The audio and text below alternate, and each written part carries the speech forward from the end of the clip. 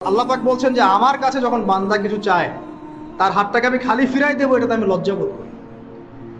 দোয়া করলে কয়েকটা বিষয়ের একটা হবেই, হয় আপনি সাথে সাথে সেটা পাবেন, না হলে একটু দেরিতে পাবেন, না হলে আল্লাহ পাক সেটা জমা করে রাখবেন পরকালের জন্য। পরকালে যখন আপনি দাঁড়াবেন আল্লাহর সামনে, আল্লাহ বলবেন দুনিয়াতে তুমি এই এই বিষয়গুলো চেয়েছিলে, আমি দুনিয়াতে দেই নাই, পরকালে তোমার জন্য সঞ্চিত। আল্লাহ পাক বলছেন যে আমার কাছে যখন বান্দা কিছু চায় তার হাতটাকে আমি খালি ফিরাই দেবো, এটাতে আমি লজ্জা বোধ করি।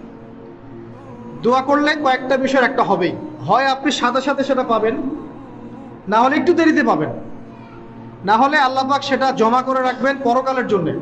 পরকালে যখন আপনি দাঁড়াবেন আল্লাহর সামনে, আল্লাহ বলবেন দুনিয়াতে তুমি এই এই বিষয়গুলো চেয়েছিলে, আমি দুনিয়াতে দেই নাই, পরকালে তোমার জন্য সঞ্চিত। আল্লাহ পাক বলছেন যে আমার কাছে যখন বান্দা কিছু চায় তার হাতটাকে আমি খালি ফিরাই দেবো, এটাতে আমি লজ্জা বোধ করি। দোয়া করলে কয়েকটা বিষয়ের একটা হবেই, হয় আপনি সাথে সাথে সেটা পাবেন, না হলে একটু দেরিতে পাবেন, না হলে আল্লাহ পাক সেটা জমা করে রাখবেন পরকালের জন্য। পরকালে যখন আপনি দাঁড়াবেন আল্লাহর সামনে, আল্লাহ বলবেন দুনিয়াতে তুমি এই এই বিষয়গুলো চেয়েছিলে, আমি দুনিয়াতে দেই নাই, পরকালে তোমার জন্য সঞ্চিত।